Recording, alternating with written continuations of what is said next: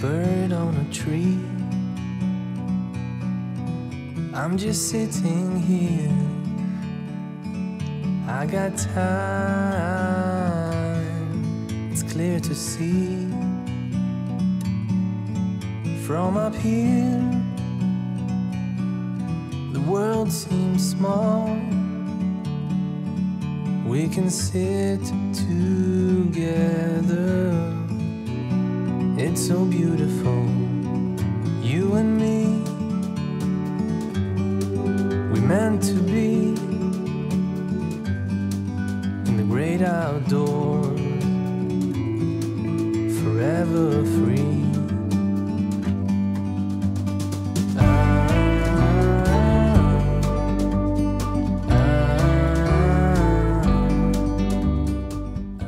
A paz do Senhor, meus irmãos. Então, nessa nossa viagem por onde a Bíblia aconteceu, hoje nós estamos à beira do Mar Morto, que na Bíblia ele vai receber outros nomes, como Mar Salgado, Mar Oriental, entre outros. Como vocês podem ver, o dia está apenas amanhecendo, o sol está aqui de um lado, do outro lado a gente já tem até turistas que madrugaram, assim como eu, para estar aqui à beira do Mar Morto. E de um lado, como eu mostrei para vocês no vídeo anterior, nós temos na minha frente, na margem do lado que eu estou, pertencente a Israel, as colinas de Sodoma. Do outro lado, provavelmente vocês não vão enxergar por causa da neblina, né? Mas do outro lado nós temos também as colinas que já pertencem a Edom. Então, muitas vezes quando o sol está se pondo, o sol reflete nas colinas e as colinas ficam com um tom avermelhado. E Edom, você sabe que quer dizer vermelho, né? Aponta para esse tom. Então, nós temos de um lado as colinas de Sodoma, do outro lado do Mar Morto nós temos as colinas de Edom. E por que eu estou falando para vocês sobre essas coisas? Porque informações acerca do Mar Morto, informações acerca da região, você vai encontrar pessoas muito melhores e muito mais qualificadas do que eu para falar sobre isso. Então eu quero aproveitar esse nosso momento, esse nosso tempo, essa nossa passagem pelas Escrituras em cada lugar que a gente passa, para levar você a meditar, a lembrar de profecias, aonde vão ser citados lugares pelos quais a gente passa, lugares que a gente está vendo nessa série, mas que apontam para o tempo do fim. Então, existem vários lugares pelos quais a gente está passando, que ou o local, ou o personagem, ou a história que aconteceu naquele lugar aponta para profecias de cunho escatológico. E eu quero convidar vocês para meditar um pouco nelas. O texto que eu quero compartilhar com vocês é aquele que vem de Edom. Isto. Ontem falamos sobre como nos dias de Ló, visto que estamos diante das colinas de Sodoma, aonde Ló habitou, né? Aonde tem aquele monumento que as pessoas apelidaram de a mulher de Ló, né? Que se transformou numa estátua de sal. Hoje estamos agora olhando para o outro lado do Mar Morto, né? Esse mar salgado, Mar Oriental, e aonde a gente tem do outro lado, né, atrás das minhas costas, as colinas de Edom. E eu quero ler para vocês uma profecia de Isaías que parece estar apontando para Apocalipse 19, quando fala da vinda do Senhor montado em um cavalo branco, com as suas vestes tingidas de sangue, e ele vai executar o que em Apocalipse é chamado de o pisar no lagar da ira de Deus, né? Espremer as uvas no lagar da ira de Deus. Isso em Apocalipse. Então eu quero ler para vocês algumas profecias de Isaías. Quando lemos Isaías 63, do versículo 1 ao 6, eu vou pegar essa primeira parte que é o que eu quero meditar nesse momento. Vai dizer o seguinte, ó: quem é aquele que vem de Edom? As colinas que estão aqui atrás de mim. Quem é aquele que vem de Edom, que vem de Bozrã, com roupas tingidas de vermelho? Ele diz: quem é aquele que num manto de esplendor, ele diz, avança em passos largos na grandeza da sua força. Agora perceba o eu sou respondendo. Ele diz: sou eu que falo com retidão, poderoso para salvar. Então veja que o profeta está conversando com alguém que vem cavalgando, né? O texto não fala que ele está sobre um cavalo, mas é essa impressão que dá, que aquele que vem sobre os montes de Edom, né? O texto é uma conversa entre o profeta e aquele que vem sobre os montes de Edom. E olha só a conversa. Ele diz: quem é aquele que vem de Edom com as roupas tingidas de vermelho? Quem é aquele que vem num manto de esplendor, que avança a passos largos na grandeza da sua força? Aí aquele que vem sobre Edom, ele está declarando agora, né? Ele diz: eu sou, ou sou eu, né? Sou eu que falo com retidão, poderoso para salvar. Aí o profeta vai perguntar de novo, preste atenção: por que as tuas roupas estão vermelhas, como quem pisa uvas no lagar? Gravem isso, porque você vai encontrar essa expressão no livro do Apocalipse. Por que as suas roupas estão vermelhas, como quem pisa uvas no lagar? Aí agora o eu sou que vem sobre Edom, aquele que é poderoso para salvar, vai responder: sozinho pisei as uvas no lagar das nações. Ninguém esteve comigo, eu pisoteei na minha ira e os pisei na minha indignação. O sangue deles respingou nas minhas roupas e eu manchei toda a minha veste. Pois o dia da vingança estava no meu coração e chegou o ano da minha redenção. Olha só, o ano da redenção, chegou o ano da redenção. Olhei e não havia ninguém para ajudar-me, mostrei assombro e não havia ninguém para apoiar-me. Por isso o meu braço me ajudou. Olha só, por isso o meu braço me ajudou. O eu sou é aquele mesmo eu sou que se revelou a Moisés. O braço do Senhor está falando de Cristo. Nas profecias, eu não vou ter tempo para talvez explicar isso, quem sabe num próximo vídeo, mas nas profecias vocês vão ver que quando se trata do Pai, o Filho e o Espírito Santo, o Pai sempre vai falar do seu braço como sendo o Filho, uma extensão de si mesmo, né, como sendo o seu braço. E você vai ver que o Espírito Santo é como se fosse o dedo de Deus, né? Então existem muitas profecias tratando dessa linguagem metafórica, dessa linguagem figurada. Então o eu sou está dizendo: eu pisoteei as nações na minha ira, na minha indignação. Eu exerci o meu juízo, né, sobre as nações. E ele está dizendo: o meu braço me ajudou. Porque vocês vão ver que aquele que vem para executar a ira de Deus em Apocalipse diz que as pessoas estão vendo o trono de Deus nos céus e o Cordeiro vindo para executar a ira de Deus. Então veja, o Pai e o Filho. Na abertura do 6º selo você vai ver isso, né? As pessoas se escondendo nas cavernas e gritando: caia sobre nós, escondei-nos daquele que está sentado no trono, o Pai, e da ira do Cordeiro, ou seja, o Cordeiro executando a sentença, o juízo dado por Deus, né? Então veja, o texto está dizendo assim: pois o dia da minha vingança estava no meu coração e chegou o ano da minha redenção. O ano da redenção fala da vinda de Jesus, vai falar do arrebatamento, vai falar de muitas coisas, tá? E ele diz: olhei e não havia ninguém para ajudar-me, mostrei assombro e não havia ninguém para apoiar-me, por isso o meu braço me ajudou. O Pai, usando uma linguagem figurada para falar do Pai e do Filho. Ele diz: e na minha ira deu-me apoio, e na minha ira pisoteei as nações, e na minha indignação eu as embebedei e derramei na terra o sangue delas.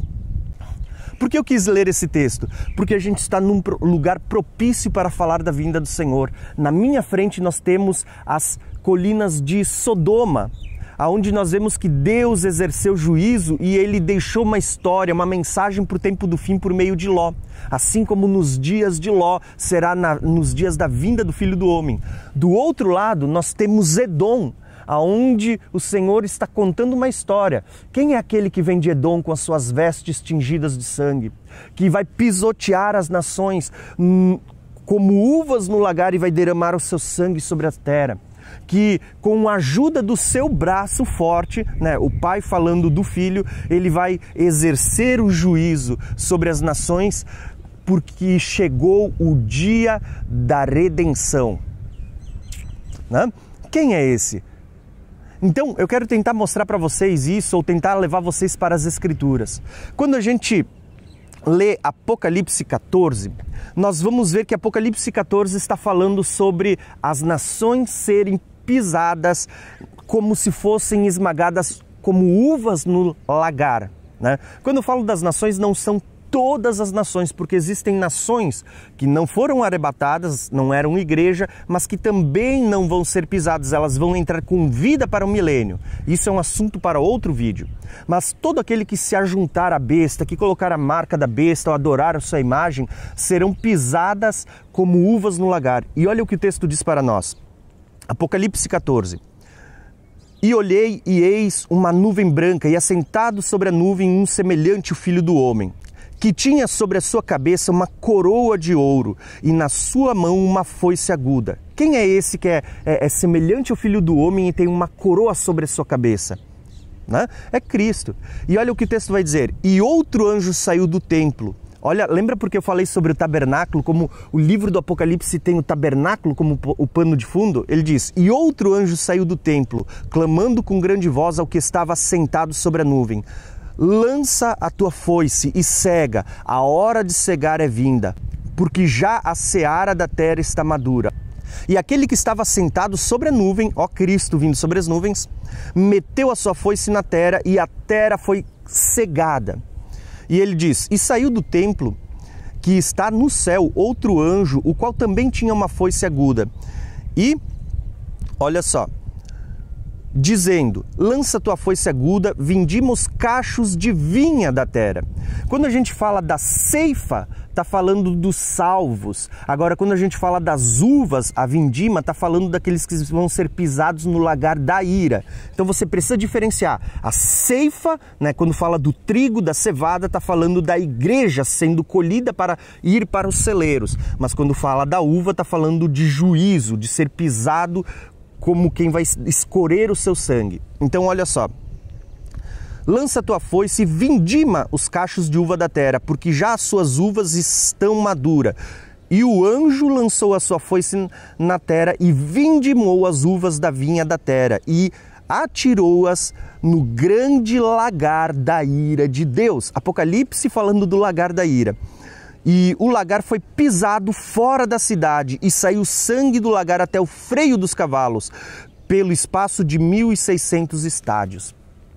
Lembra que aquele que vem de Edom, que é o grande eu sou, que com o auxílio do seu braço forte exerce ira e pisa sobre as uvas no lagar ao ponto de ter as suas vestes tingidas de vermelho porque pisou as uvas no lagar? Ele está dizendo agora aqui em Apocalipse, ele está dizendo assim, ó, que ele está pisando as uvas no lagar.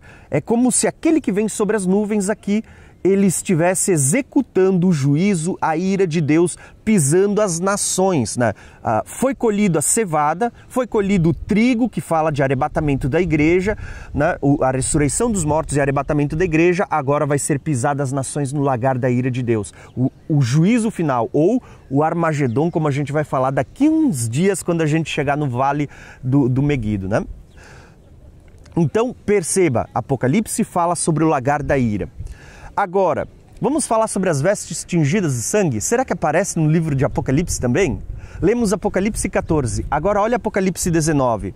E vi os céus abertos, e eis um cavalo branco. E o que estava sentado sobre o cavalo se chama Fiel e Verdadeiro e julga e peleja com justiça.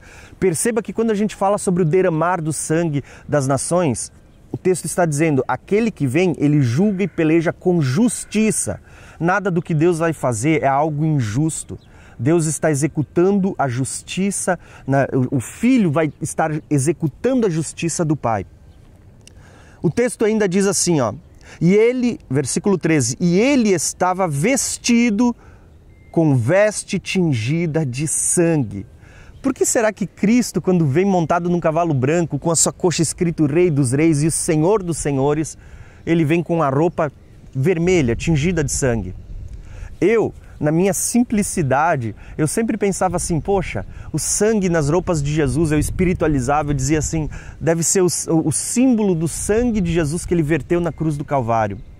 Mas quando a gente vai ler o contexto de Isaías, vendo Jesus vindo acompanhado dos seus exércitos, o texto parece estar contando para nós, né, que Jesus está voltando, mas ele está contando para nós como se fosse antecipando como é que estarão as suas vestes quando tudo acabar, tingidas de sangue, né? Então o texto ele fala para nós, vi a besta, né? Se você continuar lendo, eu vou pular o texto, vou lá para o versículo 19, ele diz assim, ó, no desfecho de tudo. Eu vi a besta, os reis da terra e os seus exércitos. Quem é que são as nações? Né? Quando o profeta conversa com aquele que vem de Edom, ele diz, por que as suas roupas estão vestidas de sangue? Ele diz, porque sozinho pisei o lagar da ira, né? Ou as nações no lagar. Sozinho pisei. Quem são as nações? Perceba que não serão todos, mas ele vai falar de um grupo específico que faz parte de várias nações. Ele diz, eu vi a besta e os reis da terra e os seus exércitos. Lembra que da besta, do falso profeta e de Satanás saem 3 espíritos como Urã para convocar os reis da terra, várias nações para pelejar contra o cordeiro na sua vinda? Está aqui, ó.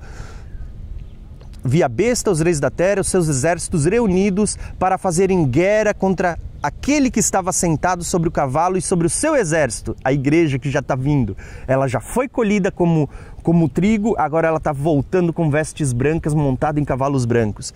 E o texto diz assim, ó, e a besta foi presa e com ela o falso profeta que fazia sinais, e que enganou os que receberam o sinal da besta e adoraram a sua imagem. Estes 2 foram lançados vivos no lago de fogo que arde em enxofre. Os demais foram mortos à espada que saía da sua boca, da boca daquele que estava sentado sobre o cavalo, e todas as aves se fartaram da sua carne. Perceberam o desfecho? Quando a Bíblia diz, o profeta diz que aquele que vem de Edom, o eu sou, que vem para executar o juízo da ira no dia da redenção, o texto está falando sobre a vinda de Jesus. É o dia da redenção para a igreja, que vai ser colhida como trigo, guardada nos celeiros, mas também é um dia de ira, um dia de juízo para as nações que desprezaram a palavra e que se associaram à besta, ao seu sistema, à sua marca, que adoraram ela. Então, a mensagem que eu quero deixar para vocês é, irmãos, existem muitas profecias, né? Além desse lugar ser um lugar histórico onde diversos relatos bíblicos aconteceram no passado, existe uma história sendo contada, aonde o nosso Deus, que Isaías diz assim, não há Deus igual ao nosso Deus. Por quê? Porque Ele é o único que desde o princípio faz conhecido o fim, aquilo que ainda vai acontecer. Desde o princípio, Deus contou uma história para nós aqui de coisas que vão acontecer no tempo do fim. Os profetas foram usados para usar essa região, para nos revelar as coisas que vão acontecer no tempo do fim. Espero que você tenha gostado dessa meditação e quero convidar você para nos seguir em toda essa série no qual estamos viajando nas páginas da Bíblia Sagrada. Então, um abração e até o próximo vídeo. Like a bird on a tree, I'm just sitting here. I got time, it's clear to see. From up here, the world seems small. We can sit together. It's so beautiful, you and me. meant to be in the great outdoors, forever free.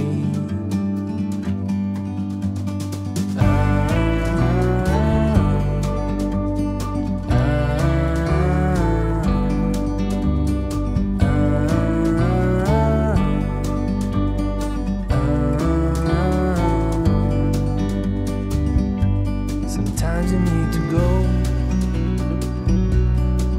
and take a step back to see the truth around you. From a distance you can tell.